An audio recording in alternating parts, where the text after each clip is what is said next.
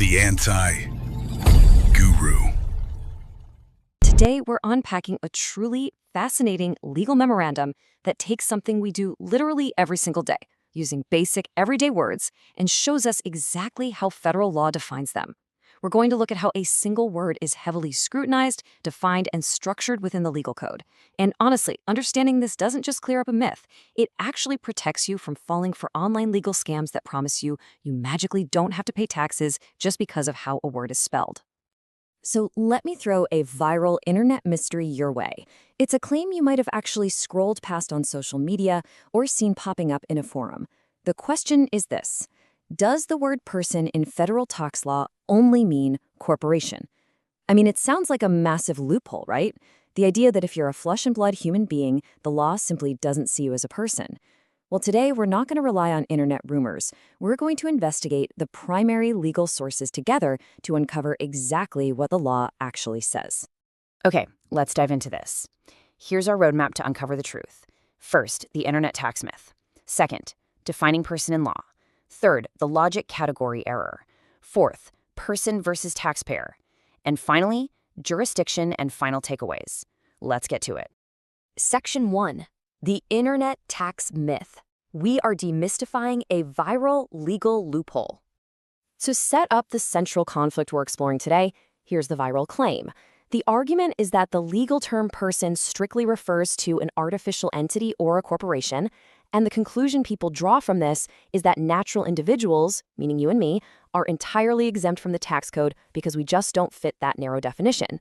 It's an argument that essentially treats the word person as a secret hidden exemption. But does this theory actually hold any legal weight? To find out, we've got to go straight to the text. Moving right along to Section 2, defining person in law. Let's look at what the statutes actually say. The language here is pretty unmistakable. Now, the Internal Revenue Code isn't exactly known for its poetry, but it is known for its precision. Take a look at this direct quote from Title 26 United States Code, Section 771A1. It says, "The term person shall be construed to mean and include an individual, a trust, estate, partnership, association, company, or corporation." Right there. As the very first item in the list, Congress expressly included the word individual. The statutory proof is undeniable. An individual is a person, and a corporation is also a person. But it isn't just the tax code doing this. The Dictionary Act, which is 1 U.S.C. Section 1, provides general definitions for all acts of Congress. It explicitly states that the words person and whoever include corporations and companies as well as individuals.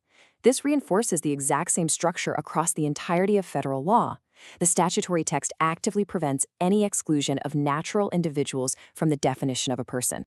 Now, you might be wondering, how do courts interpret these lists? Well, the Supreme Court laid this out perfectly in a case called Burgess v. United States, highlighting a really vital distinction in legal drafting. When a statute uses the word means, it's usually exclusive. It restricts the definition only to the items stated. But when a statute uses includes, it's an enlarging, non-exclusive term of addition, meaning it adds to the pile rather than restricting it. And Title 26 explicitly adds its own rule of construction stating that includes does not exclude other things. So reading person as only meaning corporation is textually impossible according to the established rules. Which brings us to Section 3, the logic category error. We're breaking down the structural logic here. Okay, we've looked at the text, so let's pivot to the structural logic. The memo explains that the internet argument commits a fundamental category error by confusing a genus with a species. A genus is a broad legal category or class. A species is a specific type or subcategory that belongs to that broader genus. Understanding this distinction is absolutely crucial to grasping how federal statutes are actually organized. And this brilliantly illustrates the point. Think about the word vehicles. Vehicles is the broad genus. Motorcycles and trucks are the species. Calling a motorcycle a vehicle doesn't magically turn it into a truck. The legal structure of Title 26 works the exact same way. Persons is the broad genus. Individuals and corporations are distinct species within that genus. So acknowledging that a corporation is a person definitely doesn't mean an individual is a corporation. They're just parallel members of a much larger class.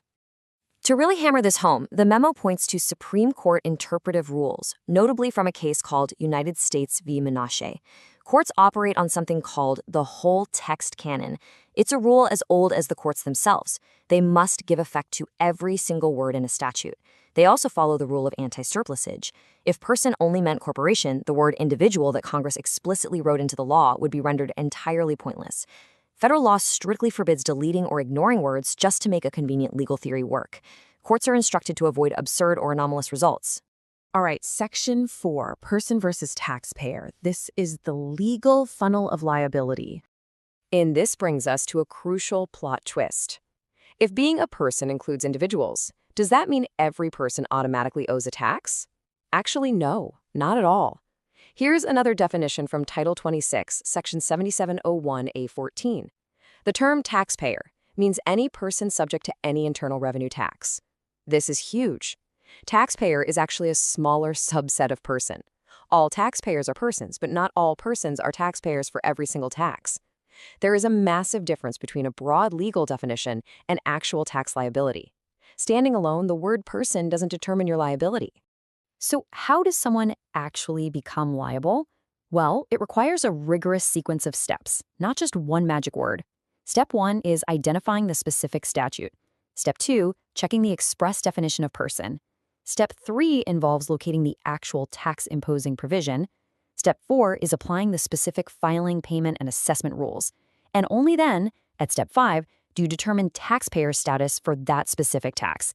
It's a strict statute-by-statute analysis. Ultimately, federal tax law applies to multiple legal actors depending entirely on the subject matter.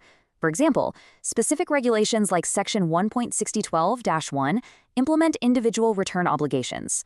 The law broadly defines gross income and requires specific returns based on thresholds and activities.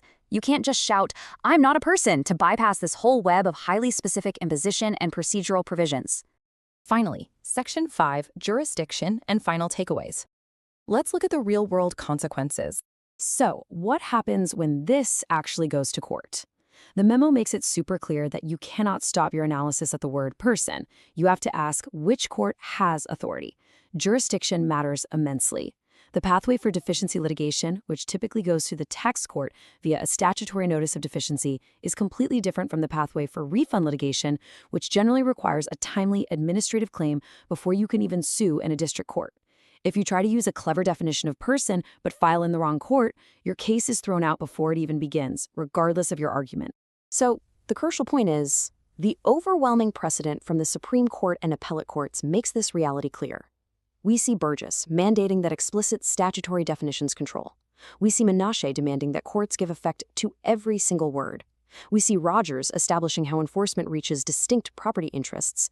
And finally, the Seventh Circuit in Granval explicitly notes that attempts at personal relabeling to escape tax are typical of frivolous claims. The courts are absolutely unified on this reading. Okay, let's recap the whole shebang. When we put all the puzzle pieces together, what do we actually have? First, person is a broad genus that undeniably includes natural individuals as well as entities. Second, the word includes is a legally non-exclusive term of enlargement. Third, trying to erase the word individuals from the tax code directly violates established Supreme Court interpretive rules. And finally, determining actual tax liability requires a rigorous, step-by-step, statute-by-statute analysis. The viral internet myth simply does not survive contact with the actual legal texts. I want to leave you with this final provocative thought. Next time you read about a massive legal loophole online, ask yourself, are you reading the whole statute or just the parts you want to see? Are you looking at the actual definitions Congress wrote, or are you looking at a creative relabeling designed to sell a myth? Always look for the structure, the context, and the full text. Thank you so much for hanging out and exploring this fascinating topic with me. Keep learning, keep questioning, and I'll catch you next time. We question everything they taught you, because the comfortable lie is the most dangerous one.